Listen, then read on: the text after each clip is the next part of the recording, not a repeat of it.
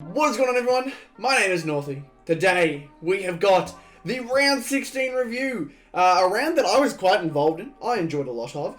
This round we had big matchups, big upsets. The Giants being annoying again. I don't know how to say just how annoying the Giants have been for a North fan at least. They've been ridiculous, but yes, Giants beat the Demons. I'm sorry to the Demons, but I'm disappointed in you. I'm very disappointed. But a fun week all around. As you guys know, if you watched the round 16 preview, I was not prepared at all for this week. So I made sure that I came prepared, and I didn't read any of my scores. I haven't done anything like that. I've been fully prepared for this one to go in completely raw and, not see anything, not kind of spoil anything for myself, so I don't know the scores or anything like that. We'll see what happens though. I do not expect much from Star Powers. I'm hoping Top Team did well. I don't think it would have, because I had players like Jack Stealing, but I've completely forgotten Paddy Dangerfield as a forward player. I didn't have him. Christian Salem was a bit unlucky, but some good players like Rory Laird, obviously they've been pretty solid for me all season. But let's see how we did. Star Powers. Not expecting anything in here, but I'm hoping for a good score. Clayton Oliver was pretty average, same with Hugh McCluggage. Taron Thomas stepped up, Joel Selwood stepped up, and Paddy Cripps. I had a decent game for how he's been playing so far, but this was the lineup I had going into round 16, and our placement was 113th. We are still in the top 100, thankfully. But I did not expect... I'd never really expect much, unfortunately, from my Star Powers. It's a bit unfortunate, but that's just the way it goes. It's top 20, and I needed 600, pretty much, to make it in. So about 568 points. Sorry, not 568. Just 68 points off of a top 20 position. So unfortunately, we are not coming out of here with a prize card, which I haven't been able to do all season. But I really want to, because Ben Cunnington's one of them. I really want Ben Cunnington. But yeah, not much here, unfortunately. Game points for the season, 6,605. Closer to 84, we're about 100 below him, but you could only presume that people are just being as good as I am. So it's going to take a while to get up here, and I do not imagine we'll get to number 1 anytime soon, but maybe next season. We'll see what happens.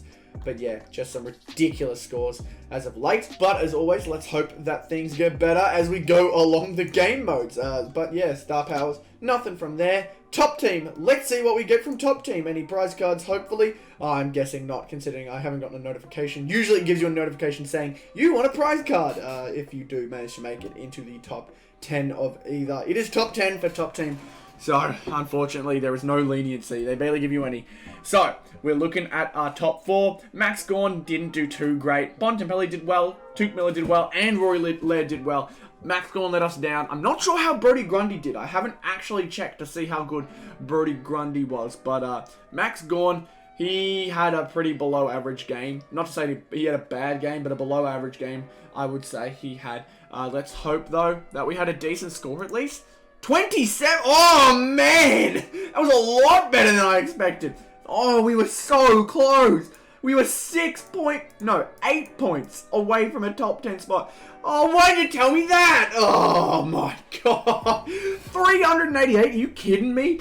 Oh, I'm telling you, every player needs to hit 100, and you've got a good team. Rory Laird did, Tuke Miller did, Marcus Bontempelli did, I could imagine those 3 did. Max Gawn was the one that let us down. Oh, come on. That hurts. That hurts me. 27th, are you kidding me? I mean, that's one of my best top 4 results.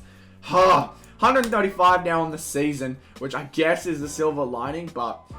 Oh, brother! Come on now. You can't be doing that to me. Not much I can do. Not much I can do now.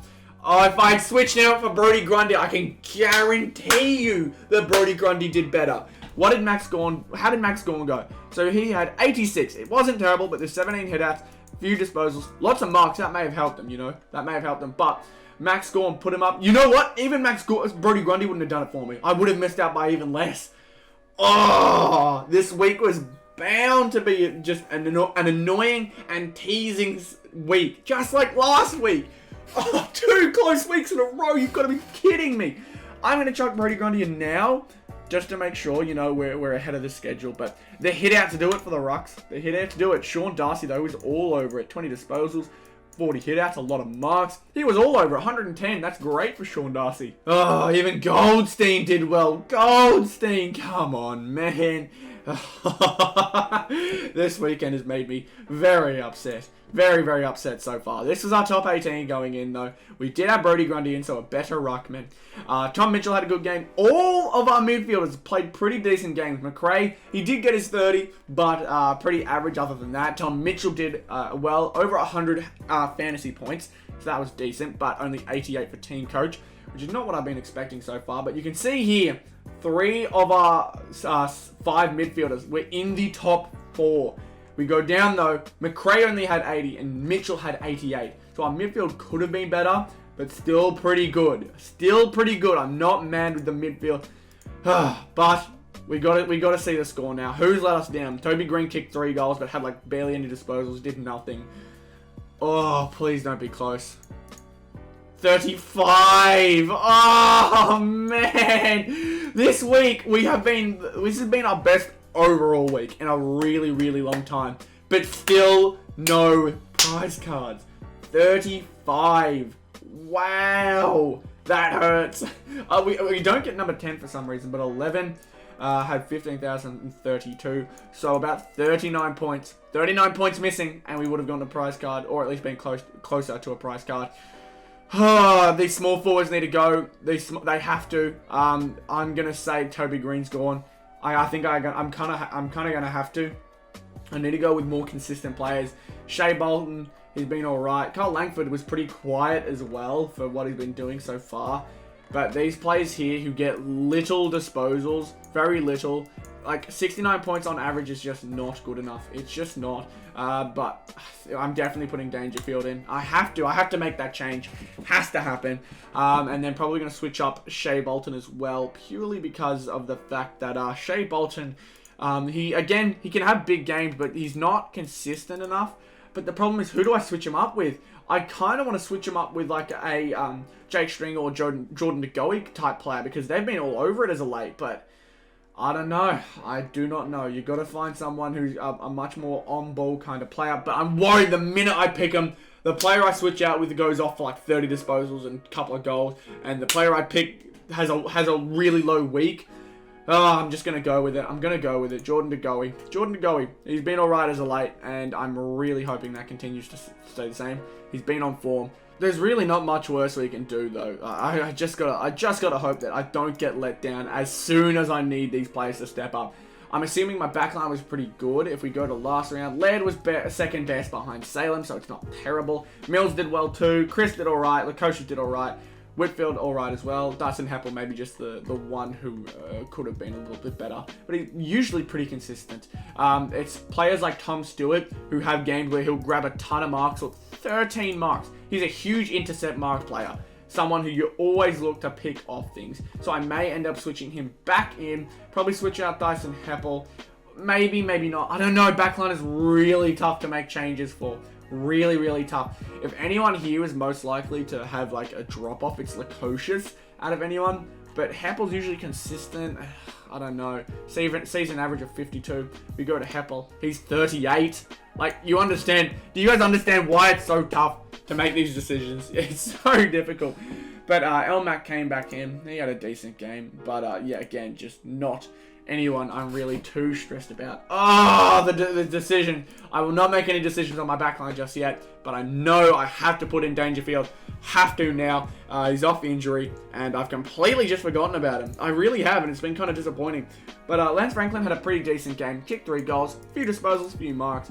I'm keeping Franklin in just for the, you know, the confidence, knowing that he'll kick a lot of goals this season, at least as he's getting closer to 1,000. I believe he's 24 goals off 1,000 now. He's very, very close. So best of luck to you, buddy. You got 7 games left to do it. If you can manage to, as well as finals actually. So 8, I think, minimum at this point. But who knows what happens afterwards. Maybe we see 9. Maybe he even goes to 10 with a prelim. We don't know what Sydney will do this final series, but let's see how close Franklin gets to 1,000 by the end of the season. It is going to be very, very interesting to see. It's going to happen if he comes back next season, which I'd imagine, considering he's got 1,000 coming up, next season as a guarantee? I'd hope so at least. But let's see what'll happen with this team. I'm interested to see. And if we go to tips, obviously I didn't do my tips because I forgot to. But we go to the AFL. I'm going to quickly go to the AFL website. We check here. Obviously, the biggest shock, Gold Coast, Richmond. I didn't tip this one because by the time I'd done my preview video, this game had already happened. Gold Coast was a huge shock, though. Geelong beating Essendon. I think I picked Geelong. I'm pretty certain I did. They ended up beating Essendon.